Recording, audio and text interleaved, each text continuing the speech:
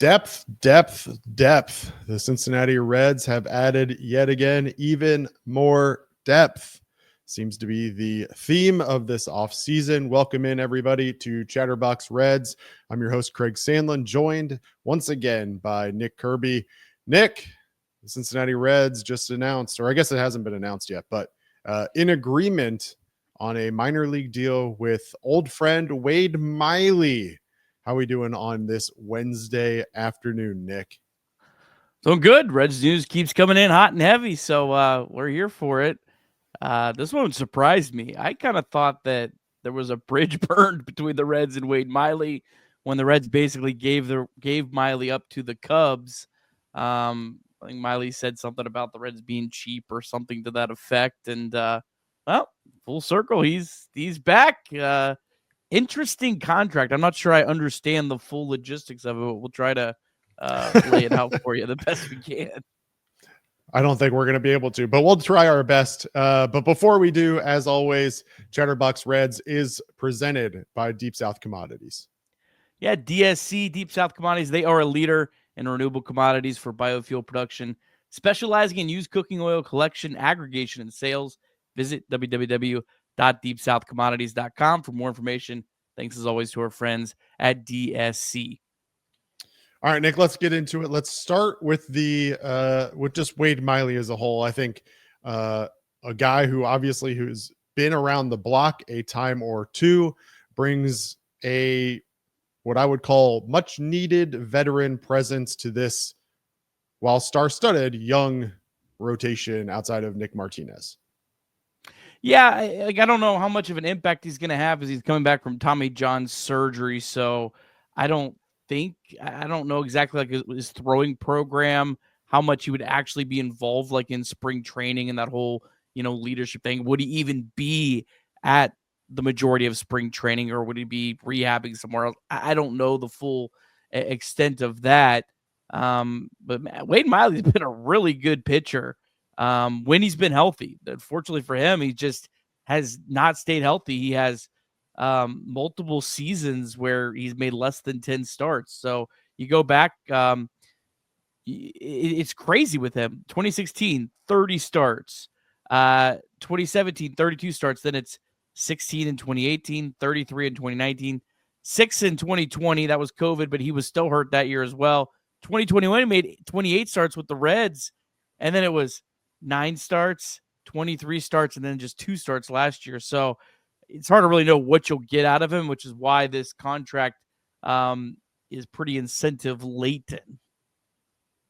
Yeah, and we'll talk about that in just a minute. I wanna get through talking about Wade Miley directly, and then we'll jump into the interesting contract that is being reported.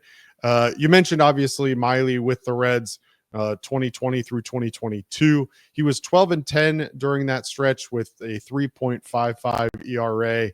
And interesting, certainly made some comments when he left, but at least according to Gordon Wittenmeyer in his announcement, Wade Miley is a favorite of the Reds front office, and they seem to be excited to bring him back. So regardless, a seemingly low risk move. It is a minor league deal. He's not expected to be ready for the start of the season, obviously coming back from Tommy John, but gives you depth so that if he is ready and able to come back and pitch, if you need him, he'll be there. The contract does have reportedly an out of June 1st, so that if the Reds don't move him up to the major league roster by that point, that he can opt out on his own. So time will tell how that works out. But let's talk about this contract real quick, Nick. I'm going to read what's reported, and then we'll break it down from there. $2.5 million on a prorated MLB contract with $1,000 per inning, maxing out at a total of $4 million. And then, as I just said, a June 1st opt out. He's expected to return from Tommy John in mid-May. A lot to break down there, Nick. Where do we start? Let's start with the $2.5 million prorated contract as an MILB deal. I'm assuming that's only if he's on the big league roster, he gets that money. And then I assume it's rated based on how long he's on the roster. Yeah, and that seems to be the case. I don't know what the actual MILB portion of the contract is going to be, what he's going to pay when he's going to get paid when he's on the MILB roster, not only with the spring training and everything else leading up to his return, but also his rehab starts and whatever happens between May and June. His return is expected mid-May, so he's only going to have a couple weeks, it seems, to opt out of the contract, which is interesting enough to me.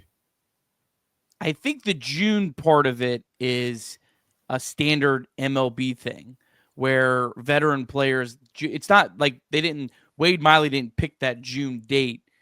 That's just like the standard opt-out date when you're signing veteran MLB players to a minor league contract, if I'm understanding from my research here on MLB trade rumors, what they reported on this. So that might not, that my opt out might just be because it kind of has to be in there and doesn't really have anything else.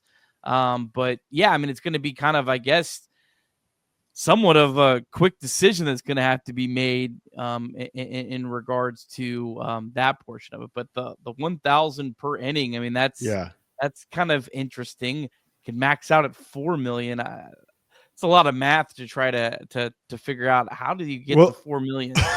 How many innings is that, Craig? The math is that he has to pitch 1,500 innings, and he would have to start on the major league roster from opening day and stay on the major league roster throughout the entire season, because a prorated $2.5 million. So $2.5 million if he was on for the entire season. In order to make $1.5 million on $1,000 per inning, he would have to pitch 1,500 innings this year for the Cincinnati Reds to get to 4 million. Now, there's probably other incentives I would have to imagine that are worked into this, but the way that it was worded from Bob Nightingale certainly stirring up social media in terms of trying to figure out what this math really means. Because 100 innings is only $100,000, right? I mean, that's not that big of a bonus, right? I mean, that's a chump change bonus. That's like you throw in a bonus on some of these other contracts. I remember back several years ago, and it was resurfaced recently because he got elected to the Hall of Fame. But, I remember back to when CC Sabathia had an innings bonus. I think it was like a $2 million bonus that he was eligible to hit. And he got himself ejected for hitting a batter on purpose in retaliation in his last start of the season. So he didn't end up hitting the bonus, even though I think the Yankees paid him out anyway. But a $2 million bonus in that scenario versus what we're talking about here is he's going to be lucky to get 100,000. Very interesting nonetheless. I'm interested to see what other incentives are in that deal, because I can't imagine that the $1,000 per inning is the only one that gets him there, because it is being reported that there was mutual interest between Wade Miley and Milwaukee, but that Milwaukee couldn't agree on a structure that was as enticing as what Cincinnati gave him. So there has to be other incentives included. Also included in that report, for what it's worth, is that there was also potential interest between Wade Miley and the Cubs. So basically Wade Miley wanted to stay in the NL Central and lands with Cincinnati. Yeah, interesting. We'll see. Possible Wade Miley never pitches for the Reds, when you have a contract like this. But I do like the move overall, which is, I guess, what we'll get to next.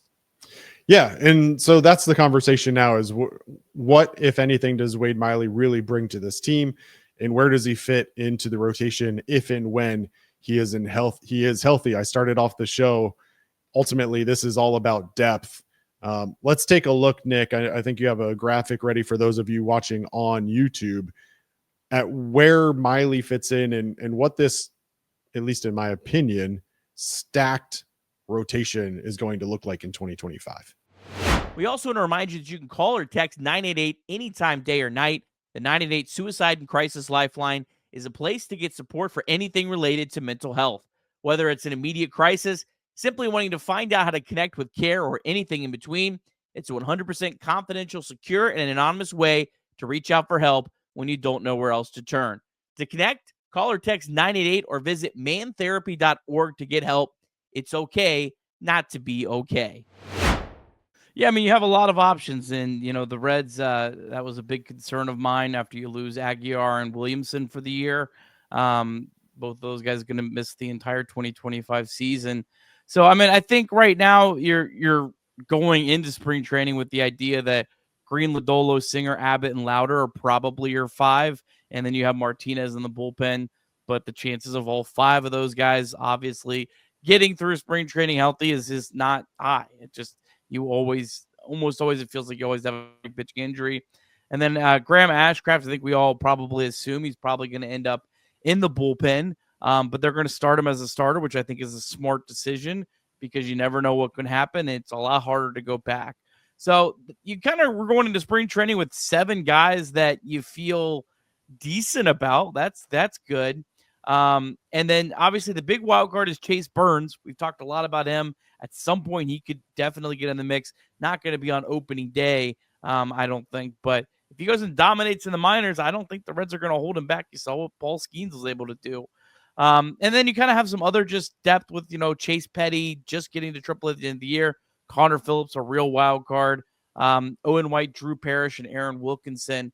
Some of the Reds' other pickups that could be options. So there's just a lot of decent options now at this point. The thing I like most, Craig, about the Wade Miley deal is this. Let's say you get to opening day and you're fine with your rotation, whatever, but you have a couple injuries happen in early mid-April, all right? You kind of are stuck at that point because you're not going to want to promote Chase Burns. We know you can't just make trades, or it's very hard to make trades until the trade deadline. It's kind of nice to have Wade Miley in your back pocket as, hey, we can add this guy maybe around June 1st that is a bona fide big league starting pitcher. So it just kind of gives you an option that may not, that you just don't have otherwise. So maybe the Reds need it, maybe the Reds don't. My last kind of thought on this is it'll be interesting if you get to a situation where Nick Martinez is in the rotation and you have 4 of those other guys you like that are healthy. Do the Reds say, you know what? We'll put Nick Martinez back in the bullpen in his swingman role, and we'll throw Wade Miley on this rotation just because we'd like to keep him and have an option to kind of get through the year. That's something that'll be interesting. The Reds could also try a 6-man rotation. Now, the Reds have not really done that. The Brewers have done it a lot, and the Brewers have won a lot. So I certainly think that might be worth exploring just to kind of keep some depth around. Yeah, and not even just Nick Martinez. We've talked a lot over the last several weeks about the need for this Reds team to add to their bullpen.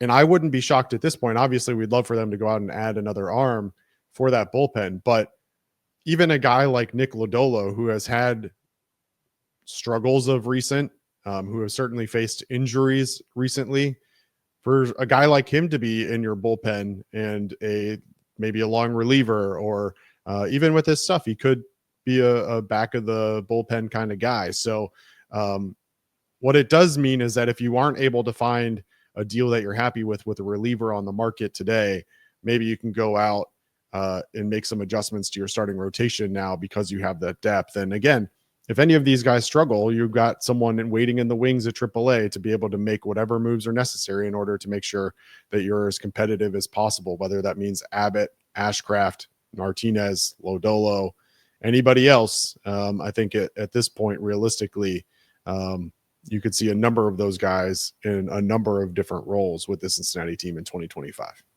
Yeah, it's a great point with the bullpen. I mean, you definitely can shuffle some of these guys back there, as we talked to you just yesterday. That was my biggest concern remaining on the team. And, you might just be able to use that starting pitching depth. But I'll tell you one thing, Craig. I'm not taking a victory lap on January 29th about how great the Reds starting pitching depth is, because that is a fool's errand. And so many times it can evaporate so quickly. So it's very important to have the pitching depth. Again, I wouldn't be against the Reds looking to add still a guy like Jacob Junis. You might look at this and go, well, why would you add at this point? Now, you never know how seasons play out. So you just keep stockpiling as much of this as you can get. And there is one other option. Maybe the Reds trade a starting pitcher for a big bat if there's a deal. Again, I just kind of said the pitching depth, so you have to be careful with that. But if there's an opportunity, that could be something they explore. I think it's probably unlikely, but it is a possibility to at least throw out there. One thing is for sure, Nick, and that is that heading into spring training, which is just a short 12 days away, at least pitchers and catchers, the Reds, from a starting rotation perspective, are in a much better place today than they were at this time last year. And I don't think there's a single soul on earth that can argue that. For Nick Kirby, I'm Craig Sandlin. This has been Chatterbox Reds. Wade Miley, welcome home, my friend. Go Reds.